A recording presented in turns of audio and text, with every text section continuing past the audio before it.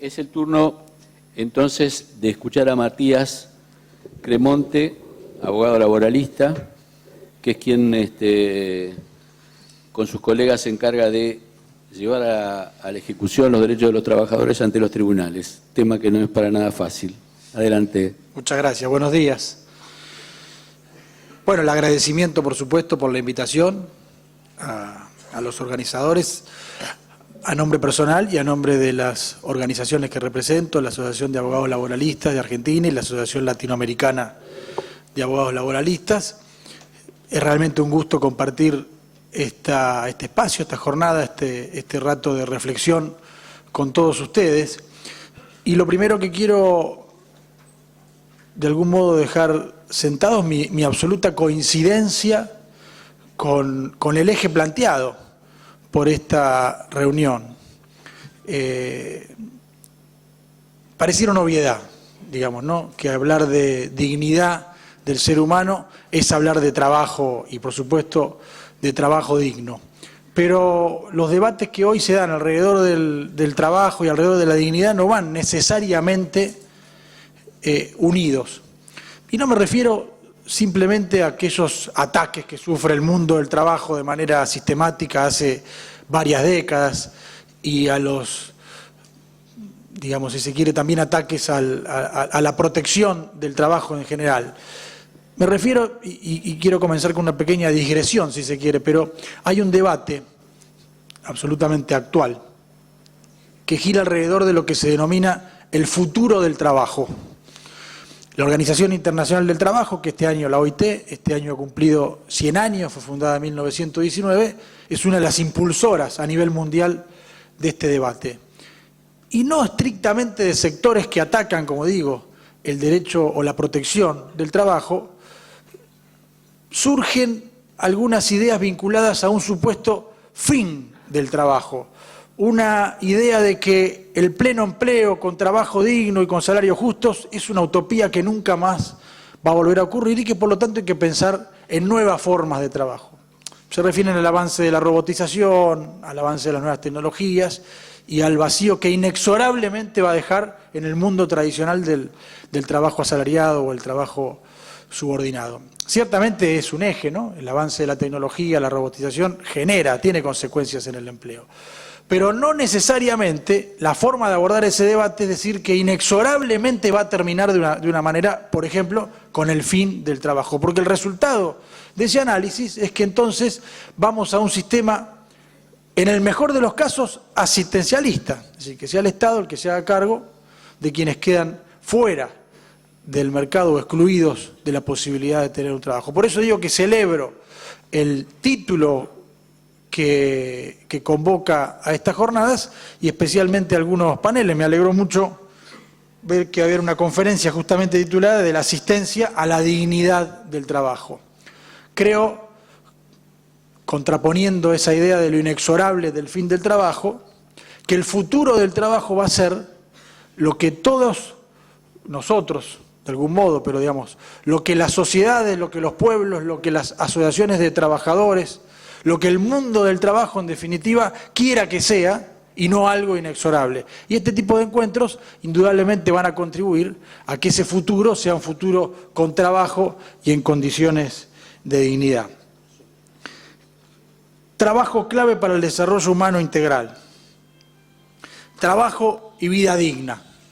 Reitero las coincidencias con los títulos. Seguramente haya coincidencia total en el auditorio respecto de que la dignidad es un valor intrínseco a la persona humana. Los seres humanos nacemos dignos.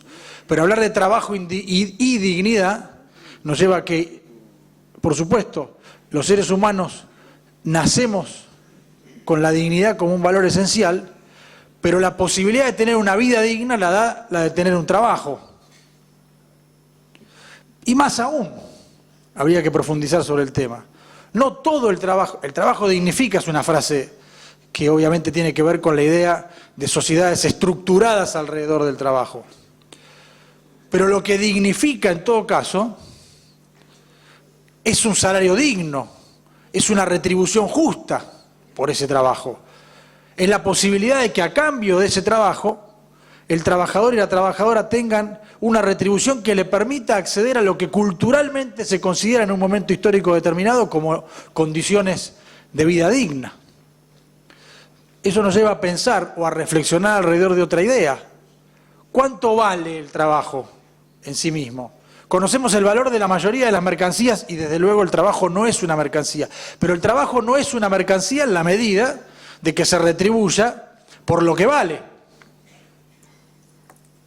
¿Cuánto vale el trabajo? Se ha escrito, se ha teorizado, se ha discutido, por lo menos desde el origen y antes del capitalismo, es decir, de la libre apropiación de la fuerza de trabajo, del sistema económico que conlleva la libre apropiación de la fuerza de trabajo, a cambio de un salario o una retribución.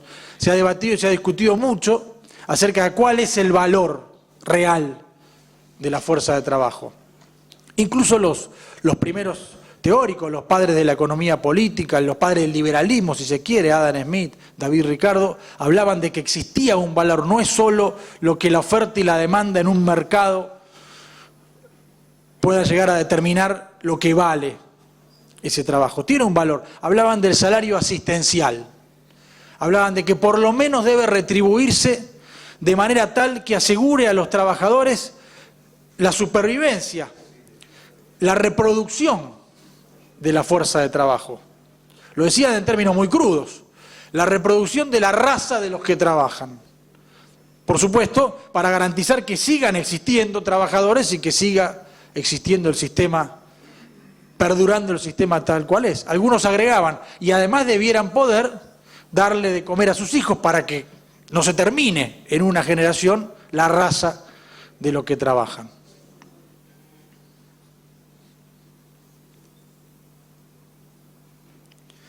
Claro, el siglo XIX, esto está escrito a fines del siglo XVIII, incluso el siglo XIX es el siglo de las luchas sociales, las penurias, lo que el trabajo y la explotación ilimitada de la fuerza de trabajo, sin ningún tipo de contención, sin ningún tipo de intervención del Estado, al contrario, un ausentismo total, llevó a condiciones de explotación por todos conocidas. La literatura, el cine dan cuenta muy gráficamente de lo que era el trabajo de las mujeres, de los niños, de los hombres en general en el siglo XIX, tanto así que llegó a poner sobre la mesa de las discusiones algo que se denominó desde entonces la cuestión social. Es decir, ¿qué hacemos con las consecuencias sociales de la explotación ilimitada de la fuerza de trabajo? Ciertamente vale la pena recordar en este encuentro que una de las primeras instituciones que llamó la atención sobre esto fue la Iglesia Católica. Una encíclica del Papa León XIII del año 1891, Rerum Novarum, expresó,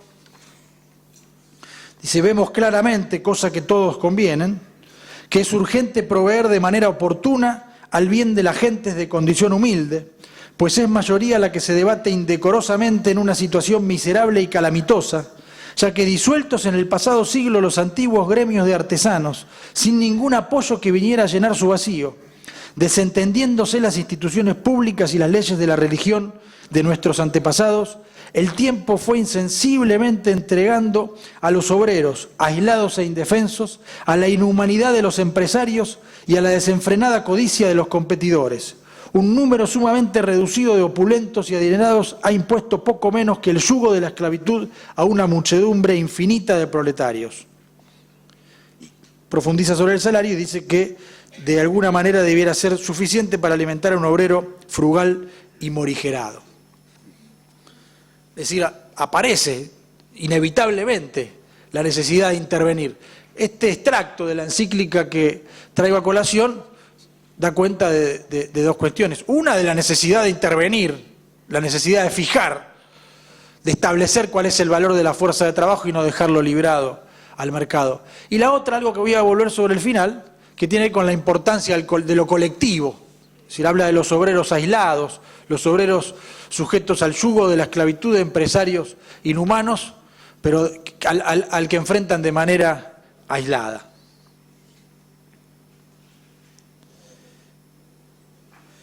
me gusta también siempre traer a estos debates, recordar, porque se debatía por lo menos a nivel mundial, desde luego, no tiene que ver solo con algo que se da en nuestra región o en nuestros países, pero hubo pensadores muy importantes, locales, que marcaron un camino en este sentido. Yo no sé si ustedes seguramente oyeron hablar, pero no se ha profundizado mucho. Es una figura que está algo perdida, la de Juan Vialé Massé.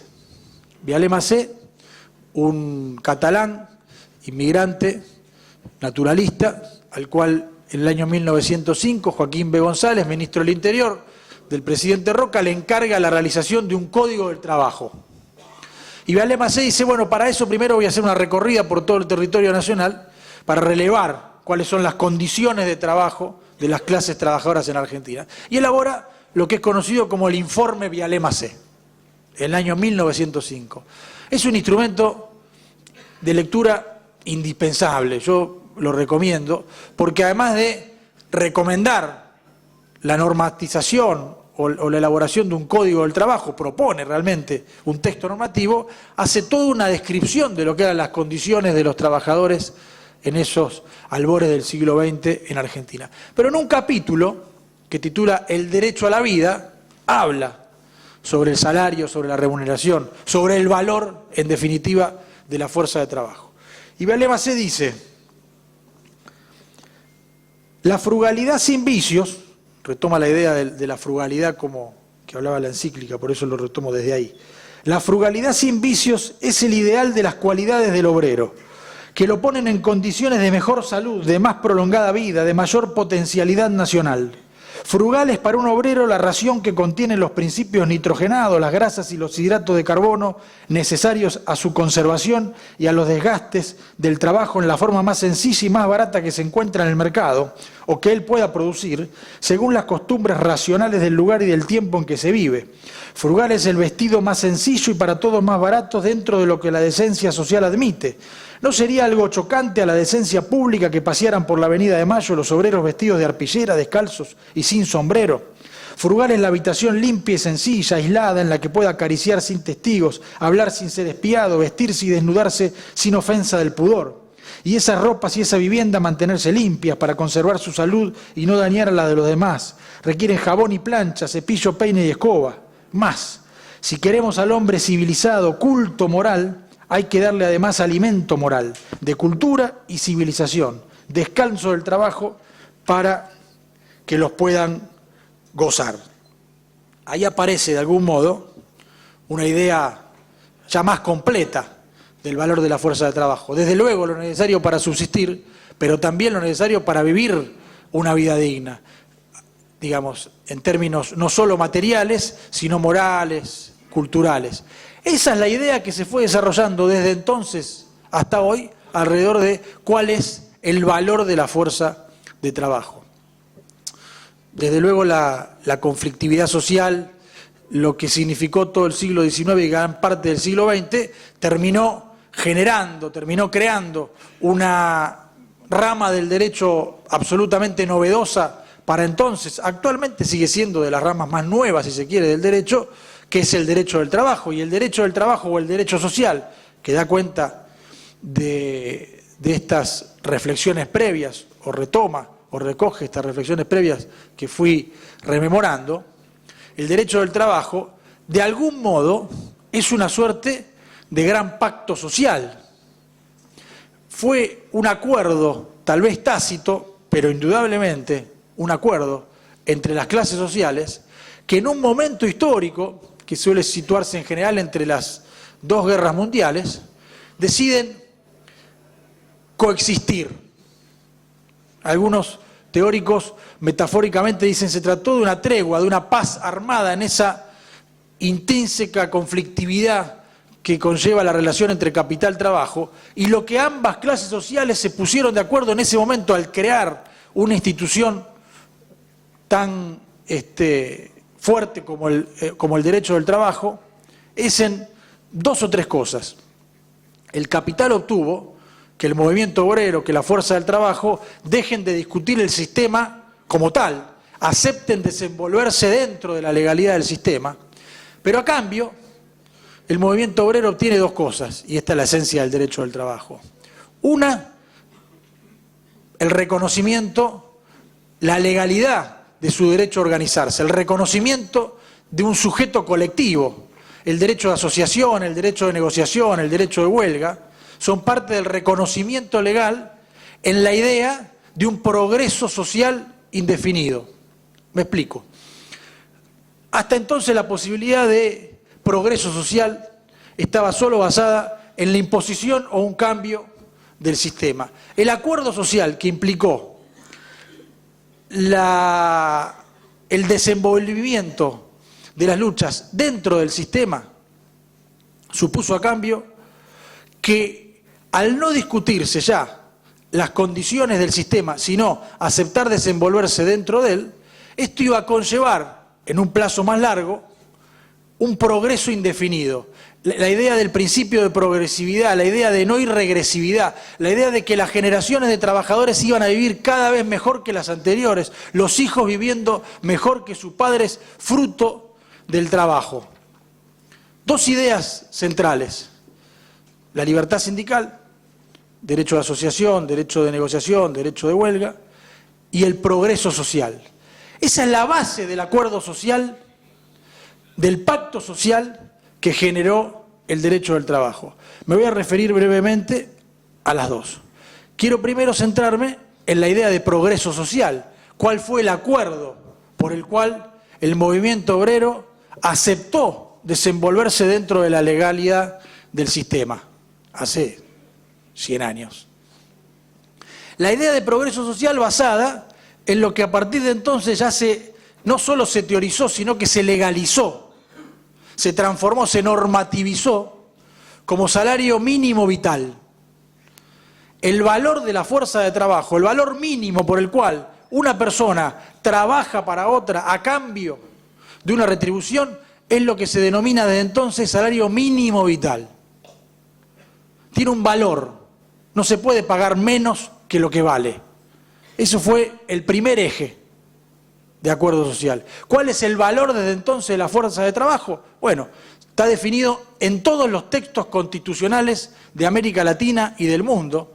Vale la pena recordar que el primero que lo definió fue la Constitución Mexicana de 1917, la primera constitución del mundo que incorporó el derecho social. Es una constitución latinoamericana, la Constitución de Querétaro, y en 1917 planteó en un artículo numerado, el artículo 123, dice: toda persona tiene derecho al trabajo digno y socialmente útil.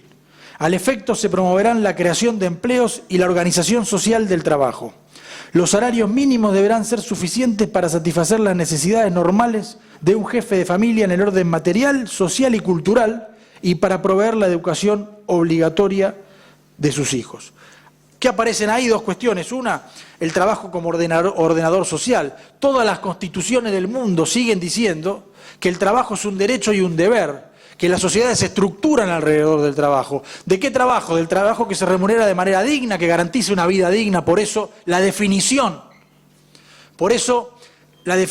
legal de lo que debe ser, del valor mínimo de la fuerza de trabajo. Pero no solo la Constitución Mexicana del 17 y todas las que lo siguieron supusieron la fijación de este valor mínimo, sino que además esto resurge o se ratifica o aparece definitivamente incorporado a la idea social de todo el siglo XX como elemento de enfrentamiento de las crisis, de las periódicas crisis económicas. La crisis más importante que recuerda el capitalismo, de hecho la del 2008 se comparaba con aquella por su gravedad, la del año 29 o 30 en Estados Unidos, en el centro del sistema. El presidente de Estados Unidos que sale de esa crisis es Roosevelt recién en el año 33. Perdonen lo tedioso de leer algunas partes, pero creo que vale la pena para ser más gráfico. Roosevelt dice algo muy claro en ese momento. Dice: en mi discurso inaugural prometí simplemente que nadie habría de morir de hambre en este país. Hoy agrego con idéntica sencillez que en ningún comercio cuya existencia dependa del pago de salarios menores que lo suficiente para la vida digna de sus obreros tiene derecho a continuar en este país. Con la palabra comercio quiero designar en este caso todas las empresas comerciales como también las industriales. Y al hablar de obreros me refiero a todas las personas que trabajan ya usen cuello blanco u overalls.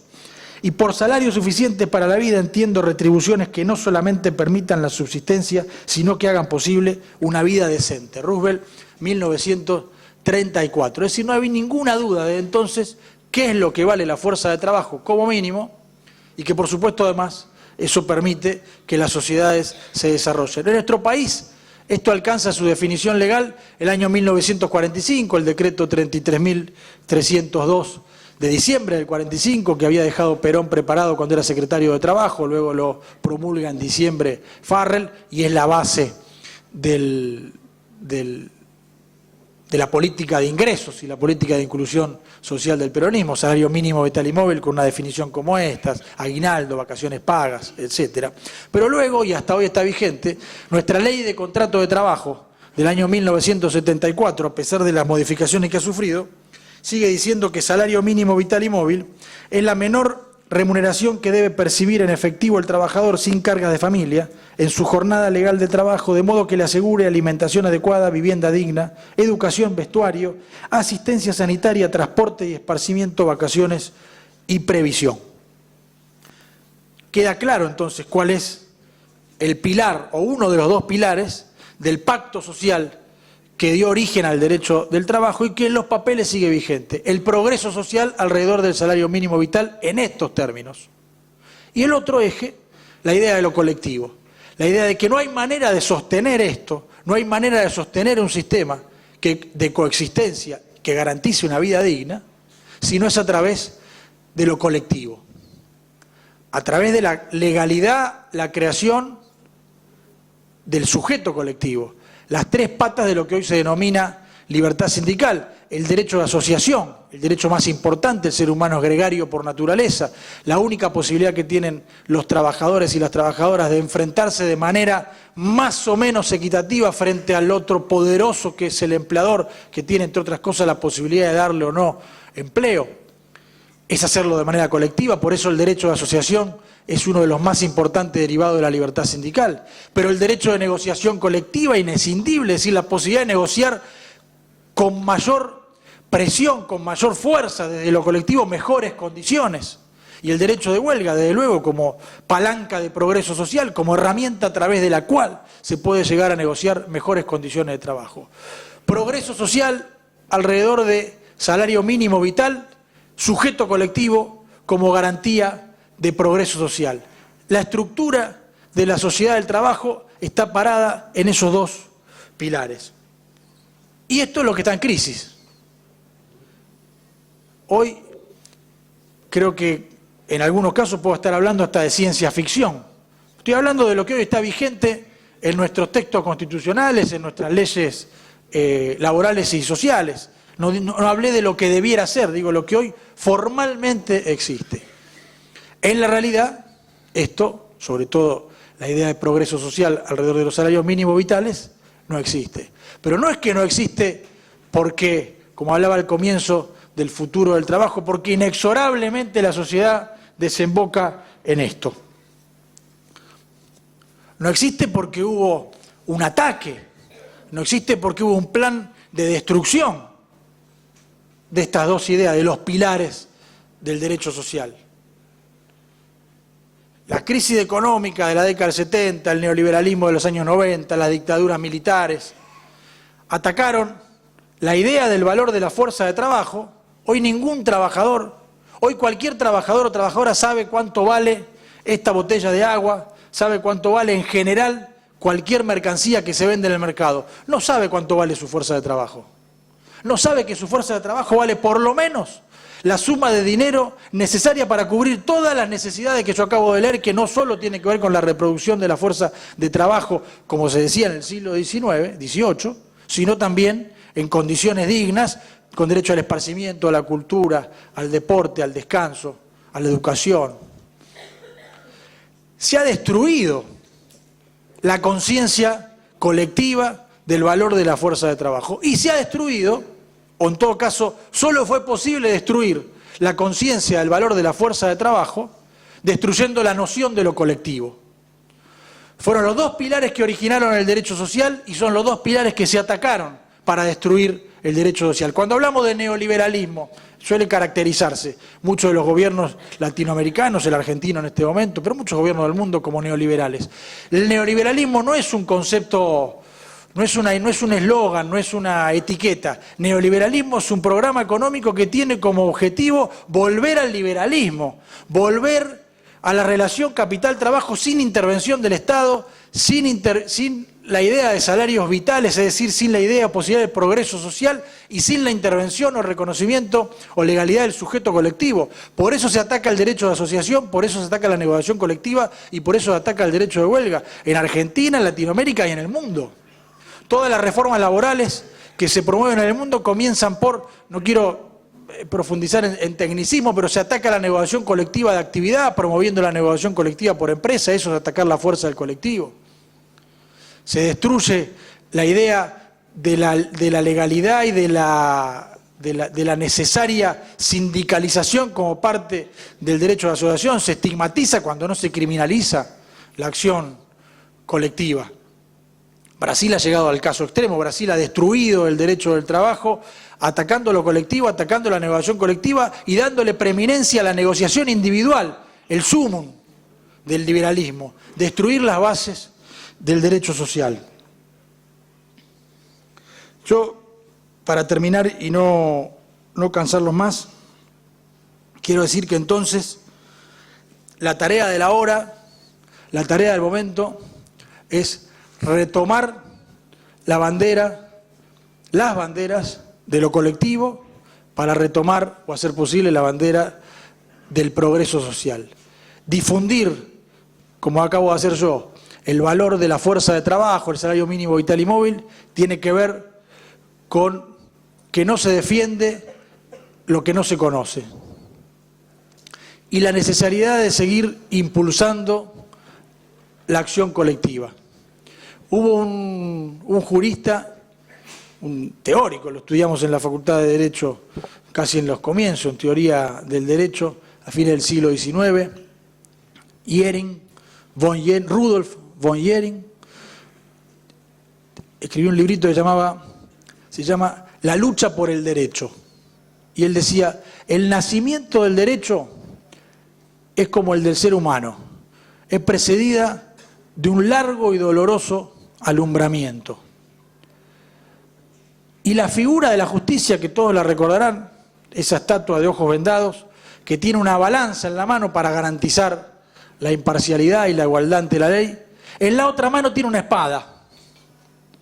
Y dice Jhering entonces, la espada es para defender la vigencia del derecho. Recordar entonces estas ideas del progreso social y de lo colectivo como esencial tiene que ver con qué es necesario conocerlo para luego defenderlo. Muchas gracias.